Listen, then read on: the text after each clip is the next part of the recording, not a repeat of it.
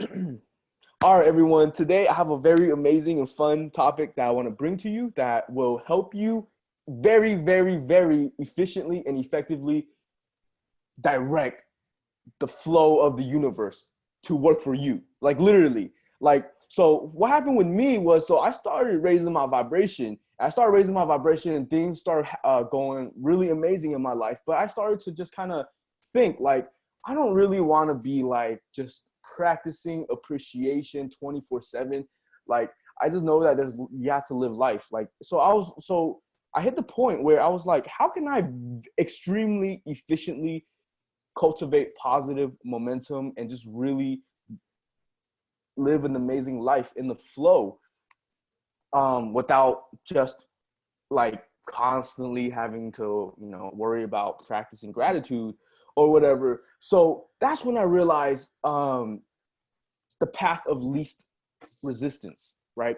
And this is going to take a lot of faith, and it's going to take a lot of rewiring your brain, because I think most of us, including myself and a lot of people I know, we have a tendency to think that, okay, here's a problem. Okay, now I need to think and solve this, and now I need to just kind of really effort. Now I got to take action. And those things are great. But the truth is they're not very efficient. And I'll talk more about it in a second. But the thing is, you have a higher self, and your higher self always knows what the path of least resistance is. So when you go with the flow, it doesn't mean you're not doing anything. It just means that you're very sensitive to your inner impulses, right? So I woke up this morning, and I'm not gonna lie, it's been a while, but this morning I woke up and I felt bored. Like I felt bored, and instead of like, usually what I would do is I was think about it. I'll try to figure out ways to not be bored, whatever. I don't get bored I don't really get bored often that much, but but this morning, for example, for whatever reason, I felt bored. So instead of efforting, trying to effort my way out of boredom, I just chilled out. I just did a little meditation. I just chilled out, and eventually that led to amazing things, and I discovered amazing videos, and like I had a really great morning, and stuff, and I learned a lot of stuff this morning as well. But that was because I just chilled out and just really allowed the universe. Because what the first thing you need to realize is that the universe is always working for you. The law of attraction, all the universal laws in the universe is working for you at any moment. Even when things are going crappy, that's just because the universe is working for you, based off the energy that you're giving out, right? So it's obviously a lot easier to practice um, the path of least resistance when you are um, high vibrationally aligned versus when you are not high vibrationally aligned. But still, even when you are not high vibrationally aligned, it's very, very important to still follow the path of least resistance, and you'll find your way back to the alignment. But it's even crazier when you know how to get in alignment and you follow the path of least resistance. So this is gonna sound like really, really, really, really crazy. It's so simple. It's so simple. But just choose the best feeling option. Honestly, choose the easiest option in the moment, right? Every moment we have so many decisions to make. And I know choosing the easiest option sounds like it might even sound triggering to a lot of people. Like, choose the easiest option, you lazy ass. Like, like freaking like millennials, Gen Z. Like, what are you guys talking about? Like, like you need an effort, you need discipline. And but here's a model that's worked very well for me and just all these amazing people in my life, which is 99% alignment and like literally 1% action. But that's the picture I want to illustrate to you, is that when you're in alignment, the freaking universe works for you. Okay, so if you believe this, because you don't have to believe this, but if you really deep down believe this, that's the first step to take to really start to um, allow the universe, right? Literally, just go with the flow of the universe. The universe is like flows downstream almost. You think about it, when you flow downstream like of a river, it's easier, it's smoother when you flow downstream. So that's where the momentum is. So yeah, so in short, like the path of least resistance is really about just looking at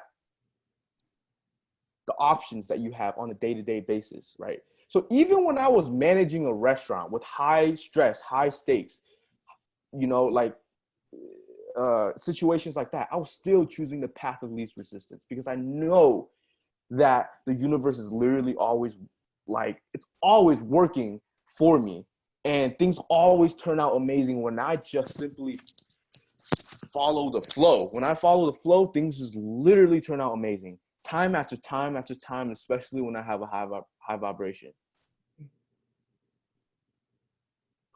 Any thoughts? So let's I want to analyze that and talk about this like from a practical perspective. Yes. And so Yes. for me, when you gave me this advice, I literally have choose the most enjoyable path Yes. on a note on my wall. And so taking the restaurant example, and I know it's conflicting, and even I struggled with this, is because, people do tell you, oh, you have to be disciplined, like train yourself to be uncomfortable, take the hard route. But in those cases, I feel like with certain people, like and David Goggins is a perfect example. Yes, I love Because him he's like though. a I Navy love SEAL. him So though. his whole Yeah. motto is like, get Yes, up, this is do the hard thing, yeah, don't get comfortable yeah, feeling comfortable. yeah. But if you really look at that, him being uncomfortable is his most enjoyable path.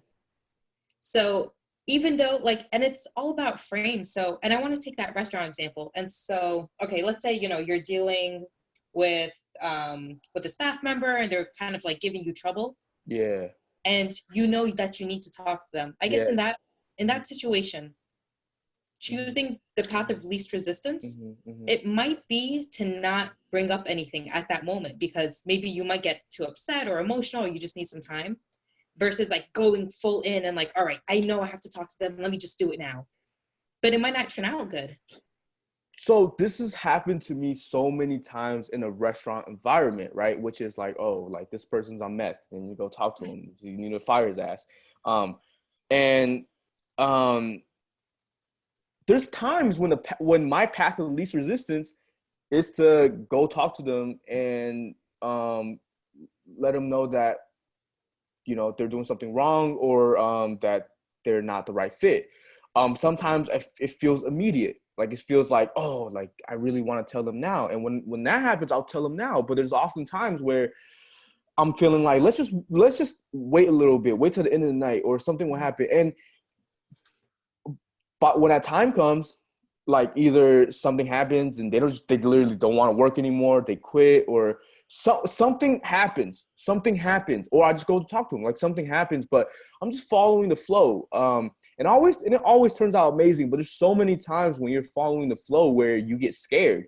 You're like, damn, like if I don't do this, my life is going to fall apart. I can't follow the flow because I have to do this, like, for example, I was supposed to have an interview a while ago, a podcast interview. It was like Thursday night, and my guest couldn't make it. It was like last minute. I post my episodes on Friday mornings, like preferably, and so I had to find a guest. So when the person dropped out, I literally was freaking out. But literally, when I found out, I was literally like watching anime with my sister. So I just literally, that was such a hard decision. I was like, oh my gosh, like, I am so proud of the fact that I'm consistent with my podcast every Friday. And I always drop a podcast on Friday, and just like, this means a lot to me. So in that moment, this is my baby. This is my everything. I chose to let go. I chose to be like, something amazing is going to happen out of this. Because you start to look at events, and when things move like that, when there's problems, what you call problems, it's really not problems, it's really life moving, and you're interpreting it as a problem. Like, no matter what it is, it's just like life is moving, life is shifting. And if you put that slice of time in a box, in a screenshot, then it looks really bad. Like, but then it always turns out amazing. Like yesterday, Jasmine, like last minute for our meditation, Jasmine like texted me, and she's like, she's supposed to be at a meeting, but she, she can still stop by and like just do a really quick meditation, and we might have to do it earlier or something. And as a normal person, I would freak out. I'll be like, damn, like that just jeopardized everything or whatever. But as a spiritual being, knowing what I know, I'm like, yo, this is gonna turn out amazing in some way, shape, or form.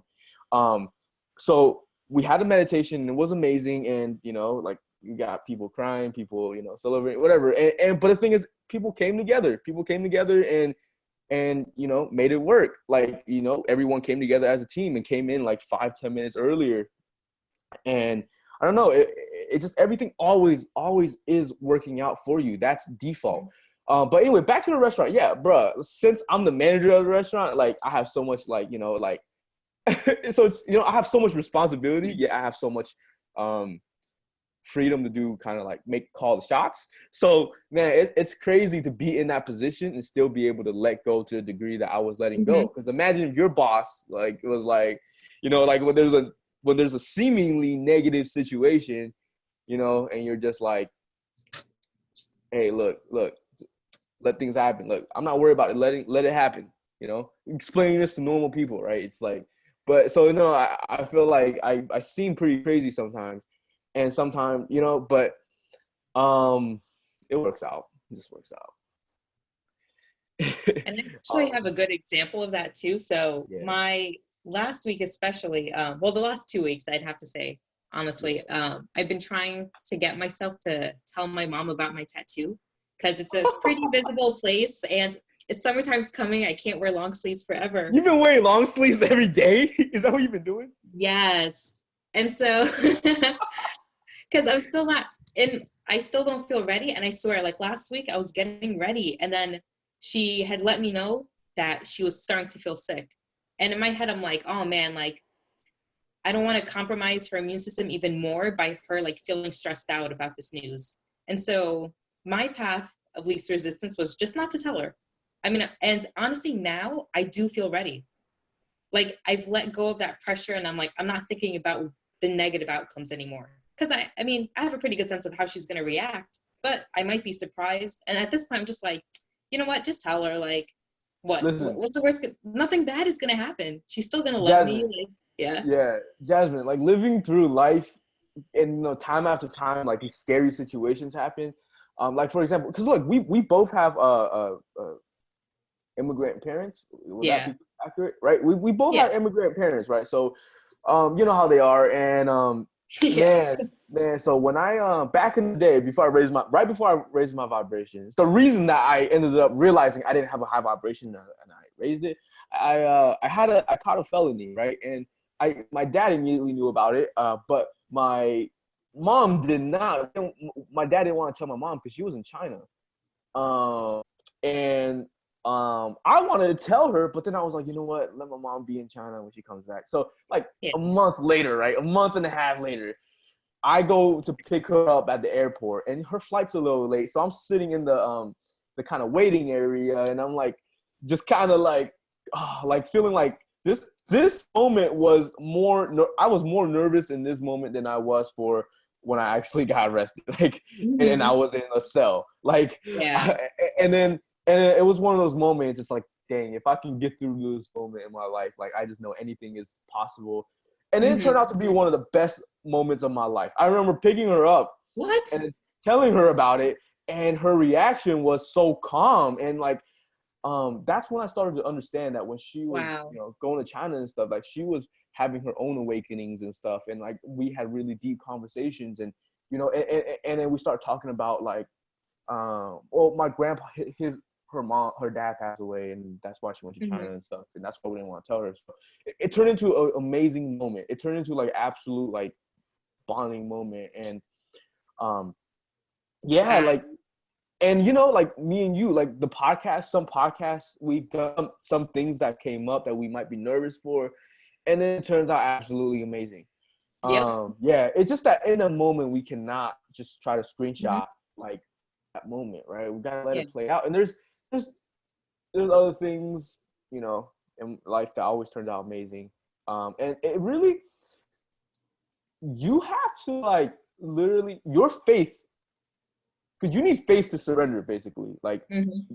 surrender, it requires some level of faith, because it's very easy to be like, oh, I gotta stop surrendering because I gotta, if I don't do this one thing that I feel like I have to do, I'm gonna die.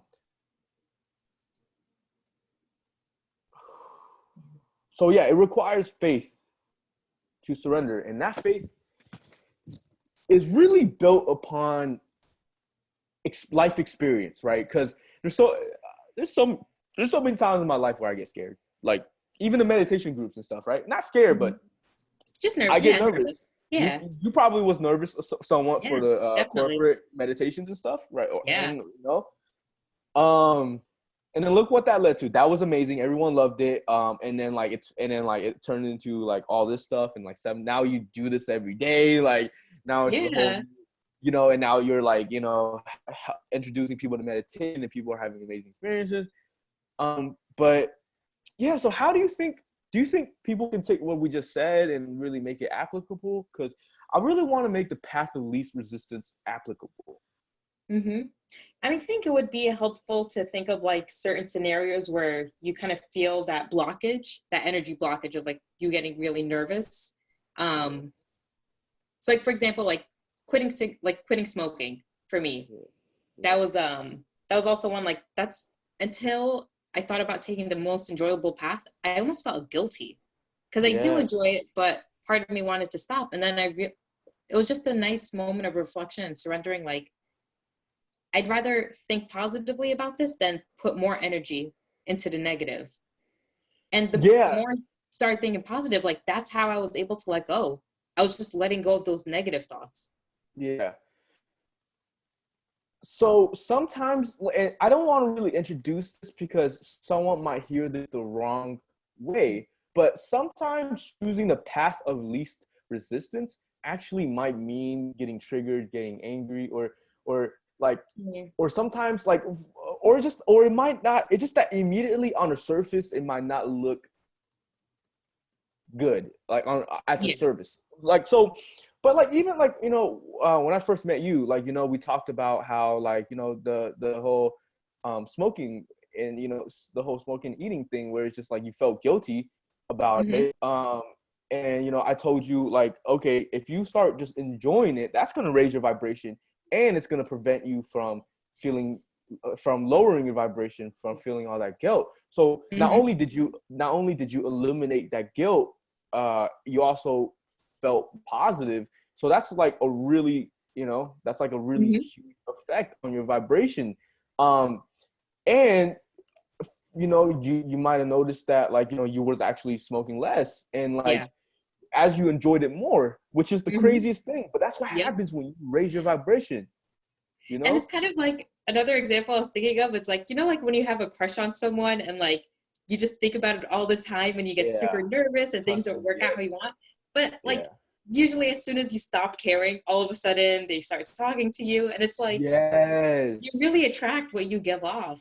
Yes. Well, think about it this way. We'll talk about this in another episode. Oh yeah. No. I'll talk about it in this episode, but I'll talk about another episode. This is exactly what I wanted to talk about. I totally forgot. Thank you for bringing it up.